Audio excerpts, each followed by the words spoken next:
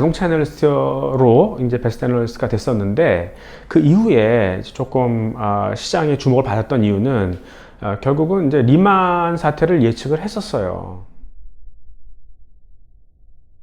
그게 내가 우려했던 게 현실로 드러났었고, 당시에 이제 미국 출장을 갔는데 아니나 다를까 이제 그때 크라이슬러가 펀딩이 안 되더라고요.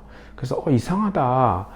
그래도 그 꽤 큰 자동차 기업인데 그게 자금 조달이 안 된다는 얘기는 자금이 이제 많이 이제 동결되고 있구나. 그동안 의심했던 그런 내용들이 이제 구체화되고 있구나. 뭐 이런 생각했던 거죠. 미국만큼 사실 부의 불균형이 심한 나라가 없어요. 근데 그거를 참는 이유, 그러니까 내가 저 사람보단 못 살지만 그래도 이전 생활보다 나아졌다. 뭐 이런 것 때문에 사실 그 부의 불균형을 참는 건데, 그게 정당화되려면은 경제 성장률 3% 이상이 나와야 돼요. 근데 이제 슬슬 인구가 노령화되고 점점 소비가 위축되다 보니까 그게 안 나오기 시작하는 거죠. 그러니까 이제 그때 이제 그린스펀이라는 FRB 의장이 슬슬 돈을 풀기 시작했어요. 그러니까 양적 완화는 그때부터 시작된 거죠. 경제를 이제 부스팅 시키기 위해서 막 했었습니다. 근데 항상 돈이 이렇게 많이 시장에 풀리다 보면은 사람들의 어떤 기본적인 생각들이 탐욕스러워져요. 그러니까 금리가 싸지니까 그 싼 돈을 빌려가지고 더 이제 레버리지를 일으키면서 이제 그 투자를 공격적으로 하게 되는 거죠. 많은 돈들이 제한된 자산을 막 따라다니고, 또 추가적으로 새로 공급되는 부가가치는 별로 없고, 이러다 보니까 이제 부동산 가격이 막 뜨기 시작했죠. 근데 은행을 한번 이렇게 봤는데, 그 은행에서 이제 부동산 대출을 해줄 때 담보 있지 않습니까? 목적물 그걸 안 보더라고요. 그러니까 나중에 이제 드러난 거지만 같은 담보로 몇 개에 걸친 대출이 일어났었던 거예요. 그러니까 그 정도로 맹목적이었다는 거죠. 그러니까 항상 이런 상황에서 사고가 날 수밖에 없어요. 그래서 너무 이제 이런 이 대출이 과열됐고 이런 그 자산 가격 거품이 너무 지나치구나, 한번 좀 무너질 수밖에 없겠다. 오버보우트 됐다고 그러지 않습니까? 살 사람은 다 산 거죠. 더 사줄 사람이 별로 없었던 거죠. 그런 상황에서 누가 이제 차액신을 하기 시작하면 무너지기 시작했던 거죠. 예. 이 금융기관의 구조를 보면은 자기 자본은 굉장히 작아요. 그러니까 이 손님 맡긴 돈을 주로 이용하는 거 아니겠습니까? 그 돈을 갖고 손님들한테 이자를 주려면은 어떤 대출을 해주거나 아니면은 뭐 주식을 사거나 채권을 사는 거 아니겠습니까?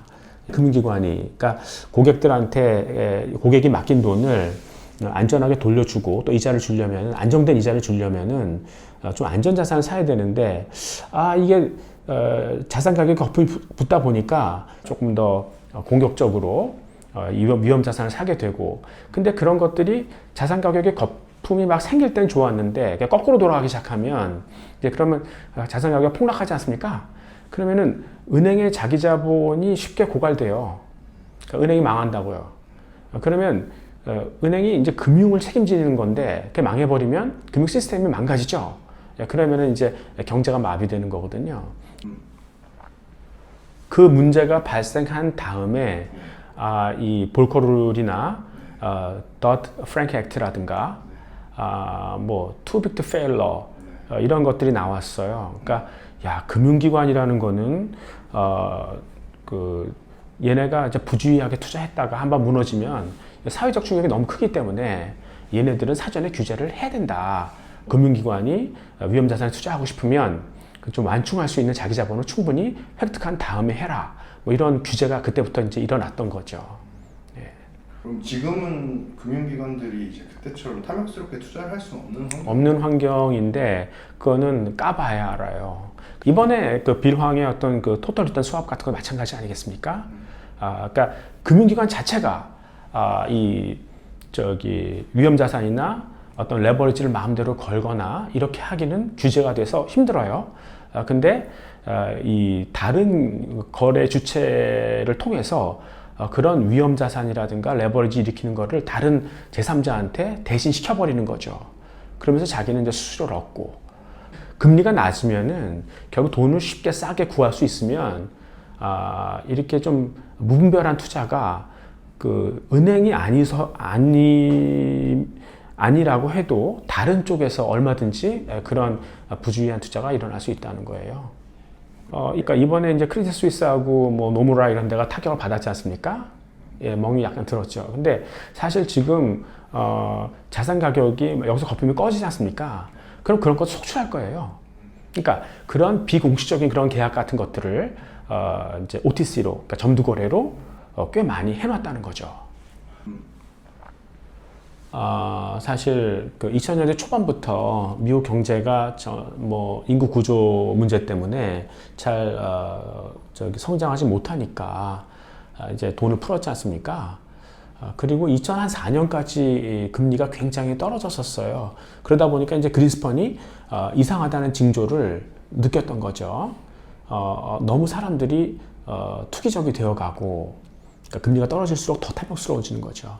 쉽게 돈 벌 수 있구나. 일을 안 했다고. 네, 그러니까 은행들도 그렇게 생각했어요. 그러니까 금융기관이 내가 왜 어렵게 돈 빌려줘가지고 대출 심사하고 이렇게 이제 장단기 금리 차 먹고 왜 이렇게 어렵게 돈을 벌어야 되냐.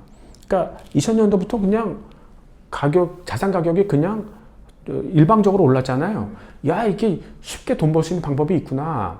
그러니까 이제 손님 계정 좀 줄이고 고유 계정, 자기 돈 해가지고 막 그냥 돈 벌었죠. 그때부터 투자은행들도 많이 늘어났고요. 예. 그러니까 그린스펀이 보기에는 야, 이거 좀 이상해진다 생각해서 2004년 말부터는 브레이크를 걸었어요. 그래서 2004년부터는 금리가 다시 올라갔어요. 예. 그러니까 정상적으로 이제 왔던 거죠. 그러니까 그걸 못 견디고 그냥 자빠졌어요. 그러니까 브레이크를 거는 것도 그러니까 적당히 너무 늦지 않게 걸었어야 되는데 그때는 너무 늦었고요. 근데 이제 그래서 한번 주가가 한번 이렇게 무너지고 자산 가격이 한번 무너졌지 않습니까? 자산 가격이 무너지고 자산을 팔았다는 얘기는 뭐냐면 내가 그 판돈 갖고 어딘가 갈 데가 있을 때 그게 가능한 거예요. 근데 실제로 나중에 이 리만 사태를 거치면서 사람들이 느꼈던 거는 자산을 팔아봤자 갈 데가 없구나. 그거를 느끼고 다시 돌아온 거죠. 지금까지 오는 거예요.